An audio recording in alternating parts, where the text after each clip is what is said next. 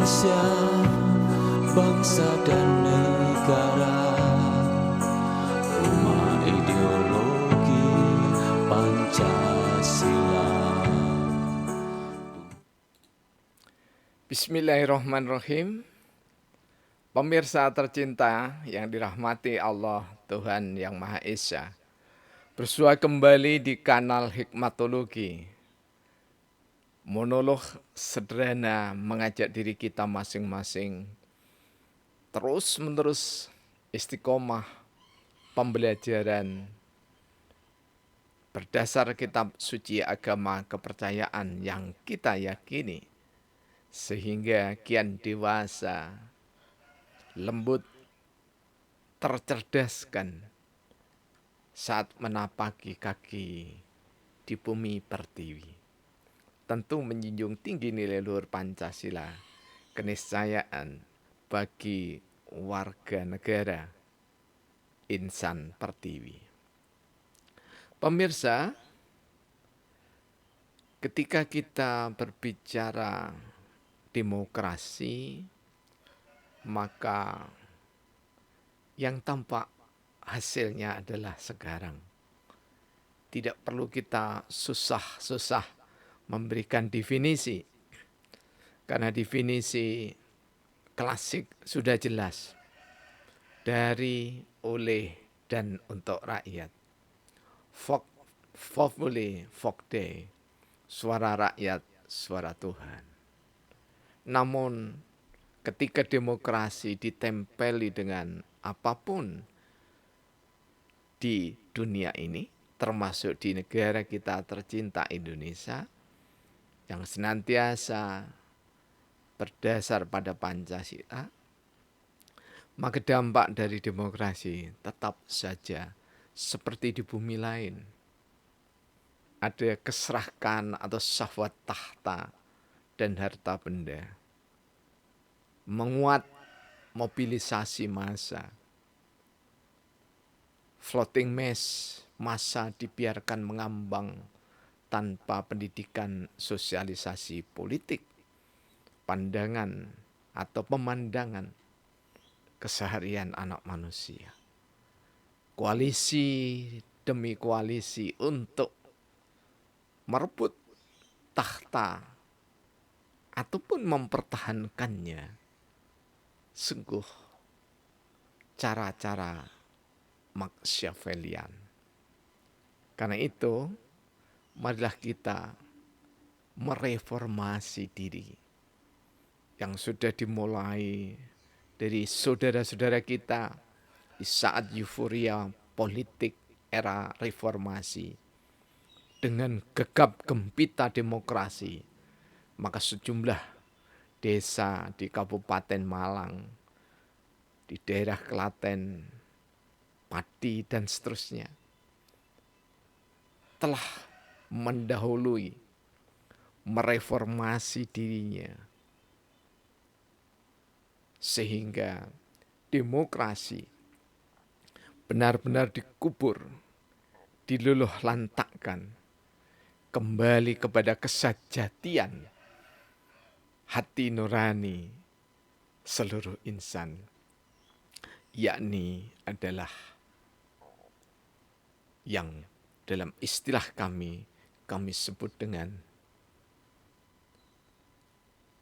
the great supreme theory, yakni adalah amruhum suro bainahum.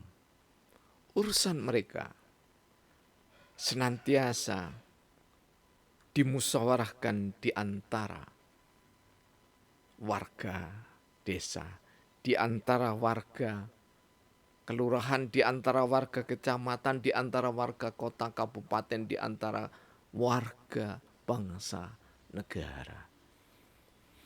Inilah hakikat dari nilai luhur Pancasila yang sekali lagi kami mengingatkan pada diri kami masing-masing. Sebelum Pancasila dirumuskan, bahkan sebelum ide bernama dasar negara yang disampaikan oleh Profesor Muhammad Yamin Profesor Supomo, Insinyur Soekarno. Jiwa Pancasila, khususnya sila keempat yang diusulkan secara sempurna oleh Profesor Mr. Muhammad Yamin. Kerakyatan yang dipimpin oleh hikmat kebijaksanaan dalam permusyawaratan perwakilan telah menghiasi badan usaha kemerdekaan, telah menghiasi panitia 8, panitia 9, perumus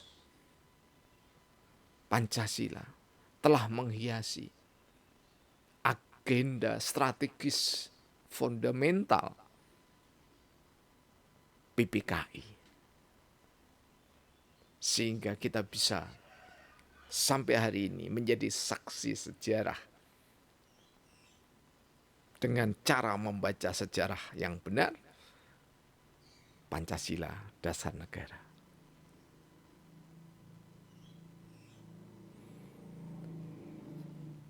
Pemirsa yang dirahmati oleh Allah, apa rekomendasi dari kearifan amruhum surobenahum? Urusan mereka senantiasa dimusyawarahkan, karena sangat yakin sekaliber A.R. Baswedan, sekaliber Kiai Haji Hasyim Asy'ari, sekaliber Wedya Diningrat dan seterusnya, Muhammad Yamin, Supomo, Soekarno sangat mengenali tidak ada satupun desa-desa Nusantara yang tidak didirikan dengan asas musyawarah untuk mencapai mufakat. Jauh sebelum Indonesia dipersiapkan untuk merdeka, Rasulullah Muhammad SAW sudah bersumpah dalam Sahih Bukhari, demi Allah tidak akan ada suatu kaum yang bermusyawarah kecuali akan mendapatkan petunjuk ke arah apa yang terbaik bagi mereka. Dan pendiri bangsa ini telah mencapai titik kulminasi, titik puncak piramida perjuangannya. Menyusun, merumuskan, menggali dalam istilah Soekarno nilai-nilai luhur Pancasila. Ada apa dengan musyawarah? Masih Rasulullah Muhammad SAW. Sesungguhnya orang yang diajak musyawarah adalah orang yang terpercaya. Apakah mereka yang ada di partai politik terpercaya? Ketika itu, semua baju kebesaran, agama, partai politik, suku bangsa ditanggalkan demi terwujudnya dasar negara, Undang-Undang Dasar 1945 yang dijiwai oleh musyawarah. Karena sangat yakin masih dalam sabda Rasulullah, tidak akan menyesal orang yang bermusyawarah. 2 hadis yang kami sebutkan itu diriwayatkan dari Abu Daud yang pertama dan yang ketiga dari Imam At-Tabrani. Jika the great supreme theory kami ambil dari antara lain Al-Quran surah ketiga ayat 38. Kemudian kita baca menurun. Yang bersandingan dengan Al-Quran itu adalah As-Sunnah Rasulullah Muhammad SAW. Musyawarah. Dan kami pun mendapatinya di dalam karya monumental salah satunya dari Profesor Dr. Nong Muhadjir di dalam karyanya metodologi penelitian kualitatif yang merupakan salah satu studi disertasi di dalam dan di luar negeri, di mana asal dari buku ini merupakan karya tulis dari Profesor Dr. Nong Muhadjir itu sendiri sebelum jadi doktor, sebelum PhD, yakni disertasinya identifikasi faktor-faktor kepemimpinan, adaptasi, inovasi untuk pembangunan pedesaan. Disertasi Harvard University tahun 1982. Dari sinilah kami dari awal terinspirasi bahwa membangun teori sungguh absah, sungguh legitimate ketika kita mulai dari kitab suci. Demikian juga saudara-saudara kita yang lain. Silahkan mengkaji dengan cantiknya. Karena Bhinneka Tunggal Ika itu dengan ragam agama dan kepercayaan serta ragam multidisiplin ilmu diharapkan tidak sekedar mengayakan makna dari Pancasila, tetapi juga memberikan inovasi pada ilmu pengetahuan yang didasarkan pada Pancasila. Karena itu, pemirsa yang dirahmati oleh Allah Subhanahu wa Ta'ala, kami mengemas dalam Syabdana yang ke-16.254, Grand Teori Hikmatologi bagian kedua. Grand Teori merupakan nilai dalam ideologi. Kebenarannya mutlak juga dapat dilakukan berbagai uji. Uji filsafat, ilmu, budaya, terapan. Hasilnya memadai. Tak terbantah meski multidisiplin ilmu mengkaji Nong Muhadjir dengan kulukun ro'i sungguh terbukti. Setiap orang sebagai pemimpin di dunia ini. Grand Teori Nong Muhadjir sebagai contoh menginspirasi atau teruji. Kampung Celakat, tanggal 24 September 2022. Nah, pemirsa, jadi kalau ada orang yang mengatakan bahwa kita ini anti demokrasi, bukan anti demokrasi. Tetapi kalau kita pinjam bahasa dari rekan-rekan yang menggeluti kajian filsafat, kita mencoba untuk mendekonstruksi demokrasi. Memang demokrasi itu sendiri berdasarkan pemahaman kami dan didasarkan pada data yang teruji di dalam praktek demokrasi, kita lihat bagaimana Amerika dan yang lainnya, maka kooptasi, tak sekedar kooptasi, tetapi penyirnaan kedaulatan rakyat benar-benar terbukti. Satu contoh sekali lagi, koalisi tidak pernah mengajak berbicara dengan rakyat. Pencalonan,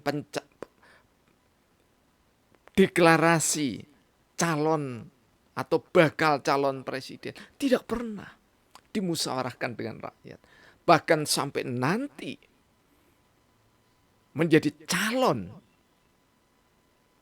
pemimpin, calon anggota legislatif, maksimal hanya diumumkan apakah ada yang keberatan atau tidak. Pengumuman itu bukan musyawarah, tapi itu sekedar pemberitahuan. Dan rakyat pada umumnya malas menanggapi pengumuman cara-cara demokratisme semacam itu. Dan itu marilah kita bersama-sama membangun teori yang sudah diterapkan di bumi Nusantara, yang sudah diterapkan di bumi pertiwi Indonesia tercinta, yakni hikmatokrasi. Memang kalau di googling, hikmatokrasi itu hanya satu saja yang menyuarakan dari kampung Celaket Kota Malang ini. Namun tidak berarti itu tidak ada. Meskipun satu disuarakan oleh satu orang, dibantu dengan rekan-rekan dan mahasiswanya yang berkomentar, kami yakin, Hakul yakin, Ainul yakin bahwa Klaten, Pati, Malang yang desa-desanya sudah merintis bangunan sistem pemerintahan desa hikmatokrasi berdasarkan nilai hakiki Pancasila sila keempat akan mewarnai tidak saja Indonesia, tapi akan mewarnai dunia seluas-luasnya. Semoga sentuhan sederhana ini melecut nurani fitri kita masing-masing sebagai kesatria pendekar Pancasila untuk mengaktualisasi penerapannya, mempertahankan esensinya demi keutuhan Indonesia Bhinneka Tunggal Ika. Terima kasih. Semoga Tuhan senantiasa memberkahi kita. Alhamdulillahirabbil alamin.